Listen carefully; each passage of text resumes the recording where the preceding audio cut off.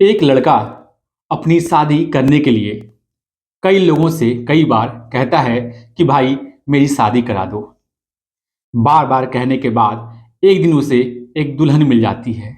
लेकिन जिस तरह से दुल्हन मिलती है उससे ये तय होता है कि ये जो शादी होगी बिल्कुल सादगी के साथ होगी। शादी हो जाती है, मंदिर में होती है, दोनों मिलते हैं, सुहागरात मनाते हैं। सुहाग रात मनाने के बाद लड़की अपने साथ खाने का कुछ सामान लेकर आई होती है।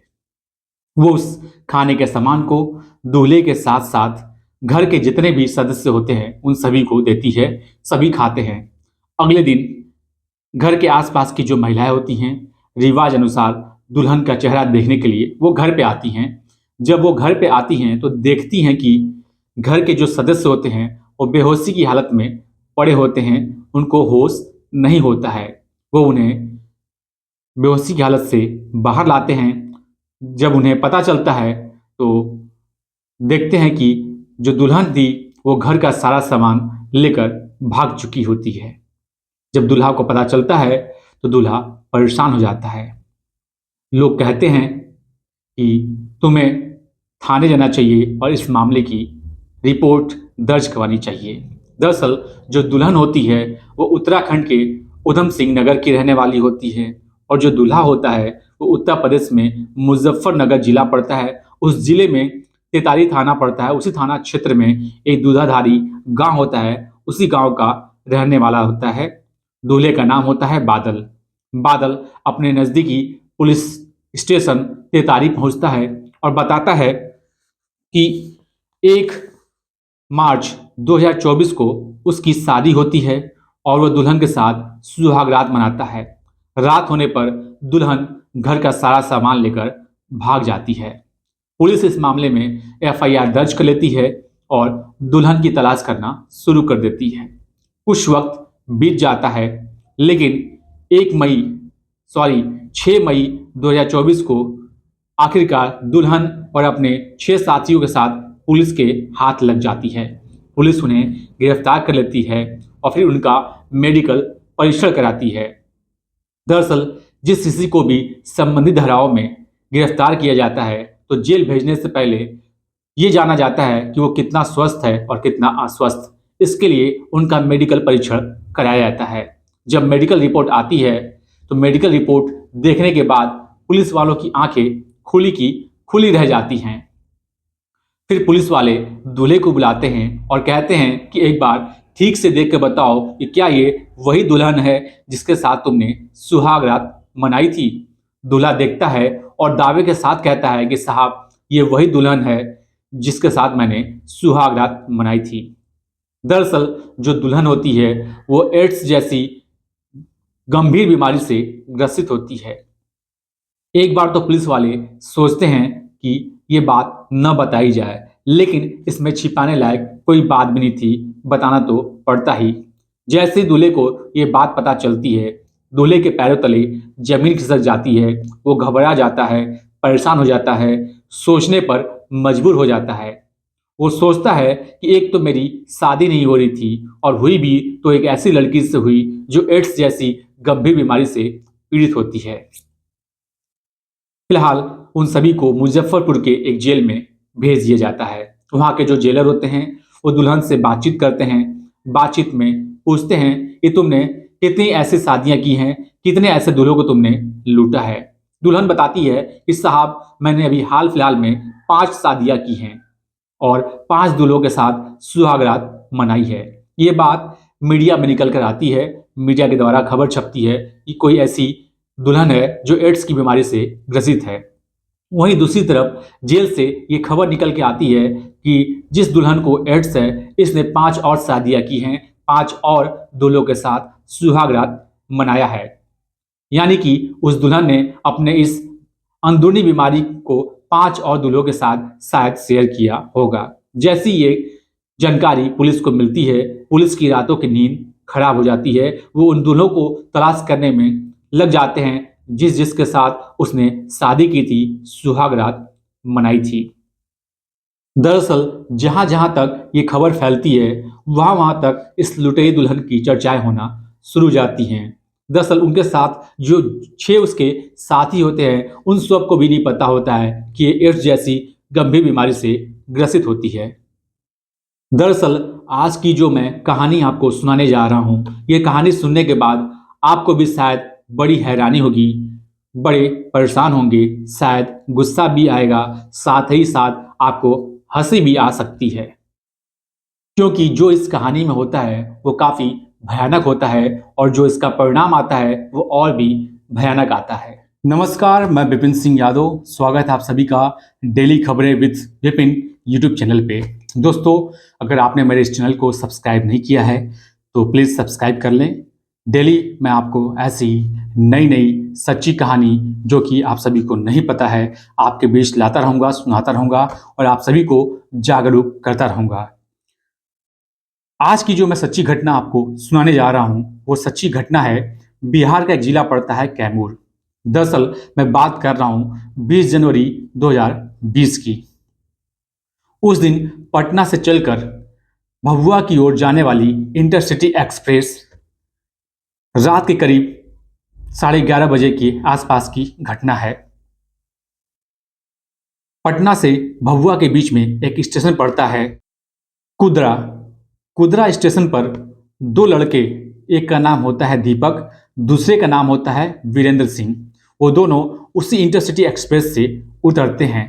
जैसी ट्रेन धीरे धीरे उस स्टेशन से आगे की ओर बढ़ने लगती है, इसी बीच दीपक वीरेंद्र से कहता है कि मैंने एक बोगी में अकेली महिला को देखा है। वीरेंद्र कहता है मुझे यकीन नहीं है। दीपक कहता है इसमें यकीन यकीन की कौन सी बात है, तुमको अगर यकीन नहीं है तो चलो चलकर देख लेते हैं। वो दोनों उस महिला की चाह में ट्रेन के साथ साथ दौड़ जाते हैं और उसी बोगी में जाकर चढ़ते हैं जिस बोगी में महिला अकेली बैठी होती है। वो दोनों जाते हैं, पहले बोगी के आसपास लोगों को देखते हैं, बोगी के आगे और पीछे देखते हैं। करीब 1 या 2 लोग बोगी के आगे और पीछे बैठे होते हैं। इसके बाद वो महिला के पास जाते हैं, बैठते हैं और महिला को देखते हैं। महिला को देखने के बाद उनकी नीयत खराब हो जाती है। वो उस महिला के साथ कुछ गलत काम करने की सोचते हैं।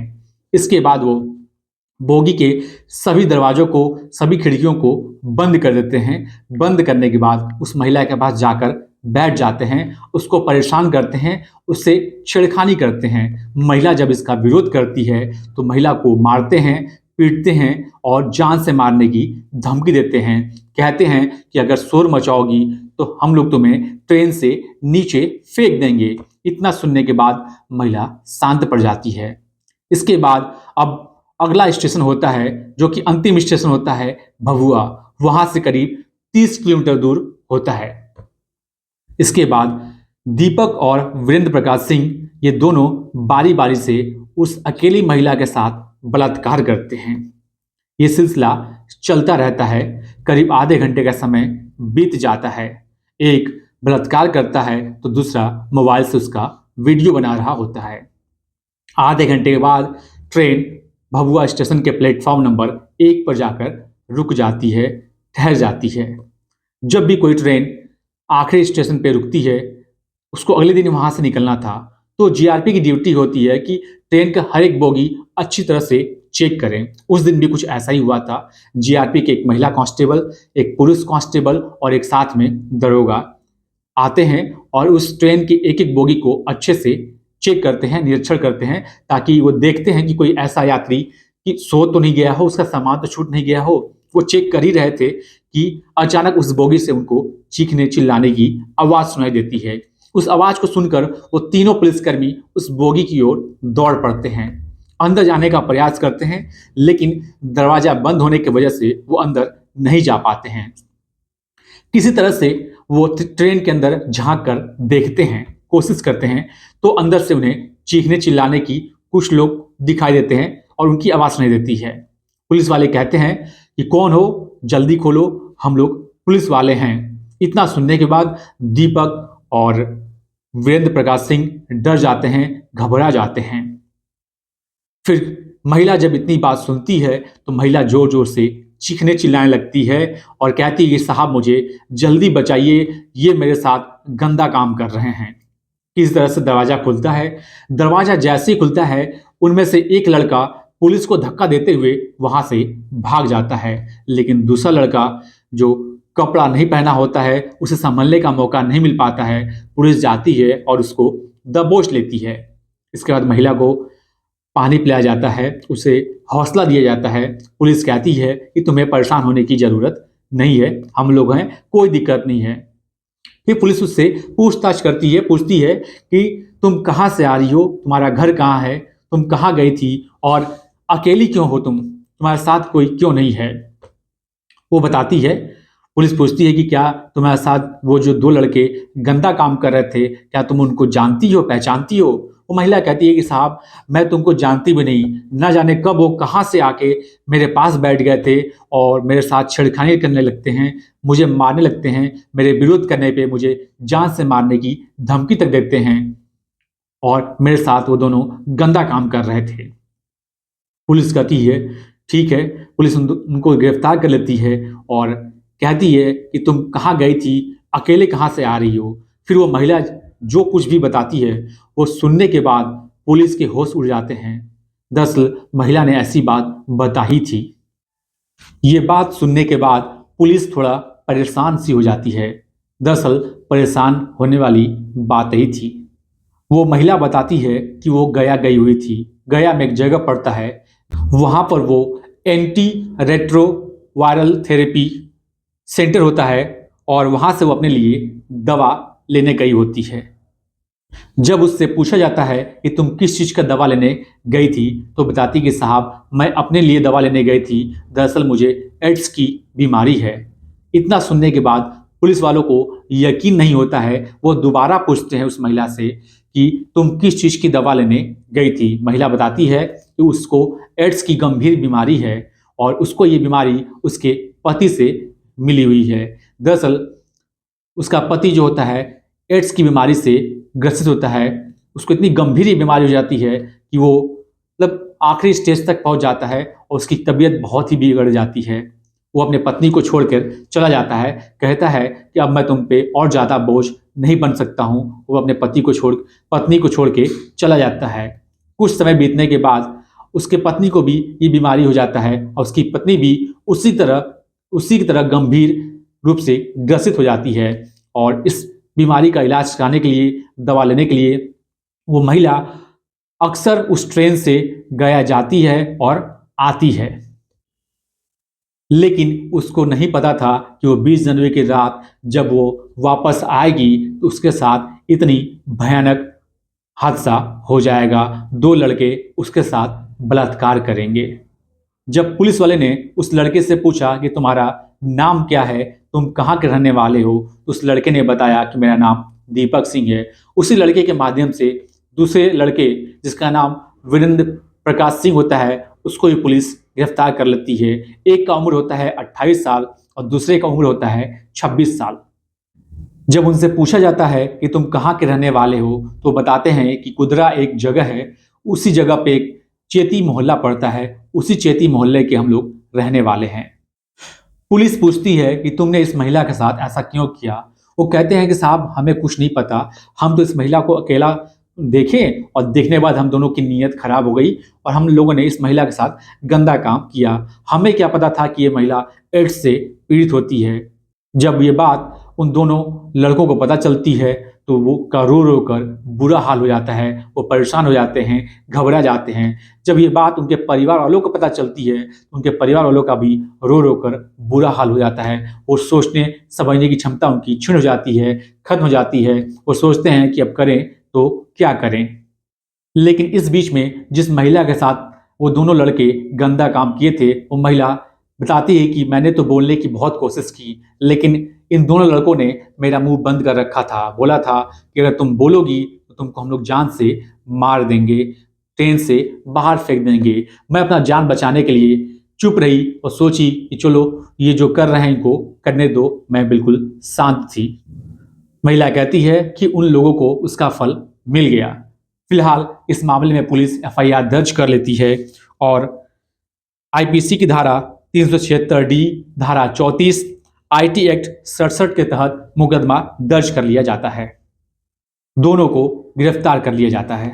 गिरफ्तार करने के बाद दोनों को जेल भेज दिया जाता है। जेल भेजने से पहले दोनों का मेडिकल परीक्षण कराया जाता है, लेकिन मेडिकल रिपोर्ट में कहीं से भी ये बीमारी निकल कर सामने नहीं आती है।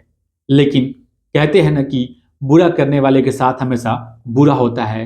तो इस कहानी को, इस सच्चाई को बताने का मेरा उद्देश्य बस इतना ही था। आपको जागरूक करना था और ये बताना था कि कभी भी किसी के साथ बुरा करते हैं तो बुरा करने से पहले 100 बार सोचना चाहिए, क्योंकि जो बुरा करता है हमेशा उसके साथ ऊपर वाले ऊपर बैठे हैं वो बुरा ही करेंगे। कहते हैं कि ऊपर वाले के लाठी में देर है लेकिन अंधेर नहीं है। तो आज के लिए बस इतना ही। मिलते हैं फिर एक नई कहानी के साथ, एक नए उद्देश्य के साथ, एक नई सच्ची कहानी के साथ। जय हिंद, जय भारत, नमस्कार।